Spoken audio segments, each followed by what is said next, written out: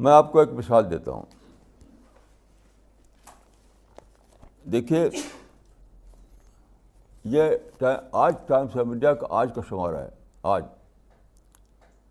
یعنی 30 مارچ کا. اس میں میری تصویر چھپی ہوئی آپ دیکھ رہے ہیں. اس تصویر کو اگر ہم چھاپیں تو میں سمجھتا ہوں کہ تقریباً 5 لاکھ روپے دینا پڑے گا. یعنی فرنٹ پیج پر ایسی تصویر چھاپنے کے لیے تقریباً 5 لاکھ روپے دینا پڑے گا. اور فری میں چھاپا ہے انہوں نے، فری میں چھاپا ہے. اس کے پیچھے لمبی کہانی ہے.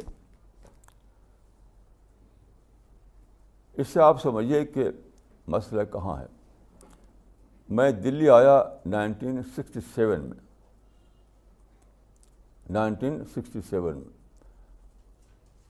تو اس وقت سے میری یہ سوچ یہ تھی کہ مسلمان جو پرچے نکالتے ہیں ادھر ادھر اس کے کوئی ویلیو نہیں.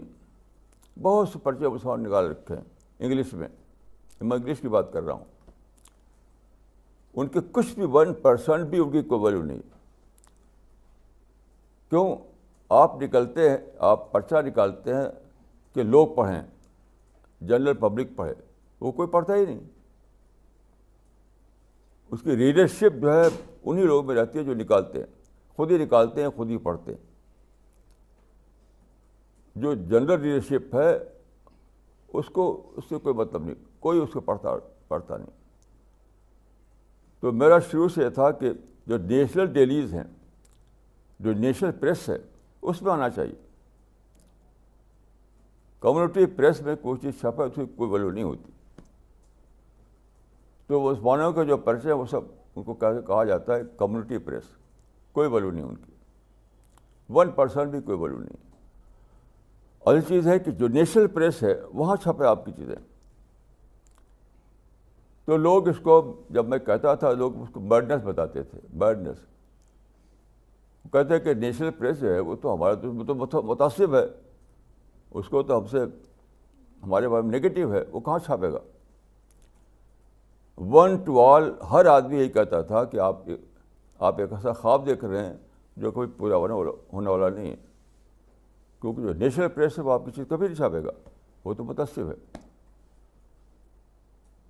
آپ جانتے ہیں کہ انڈیا کا ٹاپ کا پرچہ ہے ٹائمس آف انڈیا. تو میں چاہتا تھا کہ میرے مضامین ٹائمس آف انڈیا چھپیں. تو جانتے ہیں میں نے کیا کیا؟ 30 سال کی ایفرٹ کی تب جا کے پرچہ میرا پہلا مضمون چھپا تھا ٹائمس آف انڈیا میں، اور آج ریگولر چھپتا ہے. 30 سال کی ایفرٹ کے بعد میں نے یہ کیا کہ میں ڈیلی ٹائمس آف انڈیا پڑھنے لگا. ایک زمانہ تھا کہ میں ڈیلی 8 اخبار پڑھتا تھا، 8 اخبار، اس میں سے ایک ٹائمس آف انڈیا ہوتا تھا. تو ڈیلی میں ٹائمس آف انڈیا پڑھتا تھا کہ اس کا ٹیسٹ کیا ہے، اس کے ریکوائرمنٹ کیا ہے، اس کا کن چیزوں کو سلیکٹ کرتا ہے چھاپنے کے لیے. تو 30 سال بیت گئے یہ جاننے کے لیے. اور بھیجتا تھا ان کے لیے، لکھتا تھا مضمون. پہلا مضمون جو چھپا ہے ہمارا ٹائمس آف انڈیا میں وہ چھپا ہے 15 ستمبر 1997 کو.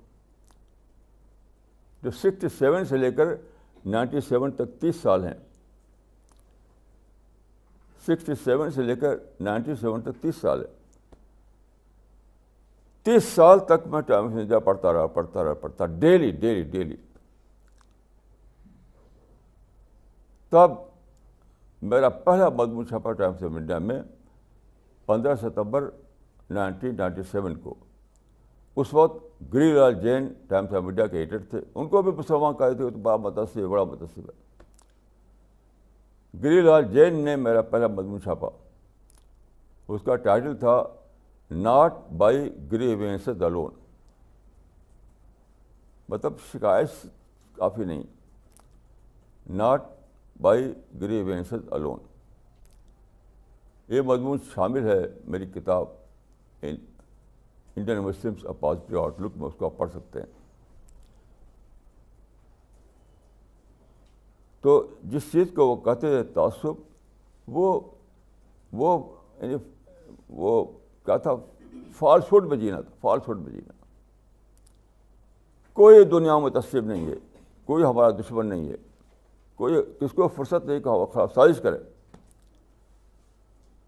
چیز کیا ہے کہ ہم اس کا جو اسٹینڈرڈ ہے اس اسٹینڈرڈ پر اپنے آپ کو پیش کریں. جیسے ایک گلاس ہے, مارکیٹ میں جس اسٹینڈرڈ کا گلاس کی ریکوائرمنٹ ہے اس کے مطابق گلاس بنائیں تو لوگ دوڑ کس خریدیں گے, اس کو کوئی نہیں خریدیں گے, کوئی نہیں خریدیں گے. لیکن اگر آپ کا گلاس مارکیٹ کی ریکوائرمنٹ کے مطابق نہیں ہے تو کوئی نہیں خریدے گا, فری بھی نہیں کوئی لے گا. تو 30 سال میں نے بتایا یہ جاننے کے لیے کہ نیشنل پریس کی ریکوائرمنٹ کیا ہے, نیشنل پریس کس چیزوں کو چھاپے گا. تو جب میں نے ڈسکور کیا, میں نے سمجھا کہ نیشنل پریس کا ٹیسٹ کیا ہے, وہ کس طرح کی چیزوں کو چھاپتا ہے. یہ کرتے کرتے 67 سے شروع کیا میں نے, اور پھر 1997 میں میرا پہلا مضمون چھپا ستمبر کے مہینے میں. اس کے بعد سے آپ برابر ریگولر میرا مضمون چھپتا ہے, برابر چھپتا ہے. اور اب جو ہے یہ جو تصویر چھپی ہے, یہ جانتے کیوں چھپی ہے؟ انہوں نے ایک اسکیم بنائی ہے کہ لوگ جو ہے اپنے لوگوں کے مان میں سوالات ہوتے ہیں. ہر آدمی کے مان میں سوال ہوتا ہے, ہر آدمی زندگی کو لے کر, جاب کو لے کر, میرج لائف کو لے کر, نیشنل لائف کو لے کر سوال ہوتا ہے. تو انہوں نے کچھ لوگوں کو, چند لوگوں کو گرو بنایا ہے کہ ان گروؤں سے سوال کر کے پوچھو. تو دیکھیں آج سب سے نمبر 1 میں بنا دیا انہوں نے, نمبر 1 بنا دیا. میرا ٹیلی فون نمبر اس میں ہے اور اس میں میرا فوٹو ہے کہ آپ کے جو کوشچنس ہیں ان کو آپ چاہتے ہیں ان کو رائٹ آنسر, تو ان سے کانٹیکٹ کیجیے. یہ ہے زندگی کا طریقہ, یہ ہے صبر کا طریقہ. اس دنیا میں صبر کے بغیر آپ کو کچھ نہیں مل سکتا, صبر کے بغیر آپ کو کچھ نہیں مل سکتا. تو مسلمان صبر کرنے کے تیار نہیں ہے. صبر کے معنی کیا ہے؟ یعنی صبر کے معنی ہے کہ اپنے جذبات کو تھام کر کے آپ دریافت کریں دنیا کو, اپنے جذبات میں نہ جئیں آپ. لوگ جیتے ہیں اپنے جذبات میں, اپنے ایموشنس میں, اپنے سینٹیمنٹ میں, نہیں, اس کے باہر آئیے, ایمپٹی مائنڈ بنائیے اپنے آپ کو اور دریافت کریے کہ دنیا کے ریکوائرمنٹ کیا ہیں, دنیا کیا چیز ہے. کل لوگوں فی انفسہم قولا بلیغا, دنیا ایسی بات کہے جس سے دنیا کا مائنڈ ایڈریس ہو. یہ کرتے نہیں مسلمان, پھر شکایت کرتے ہیں. یہاں سے ایک امریکہ تک میں کہہ سکتا ہوں کہ کوئی ایک بھی آدمی نہیں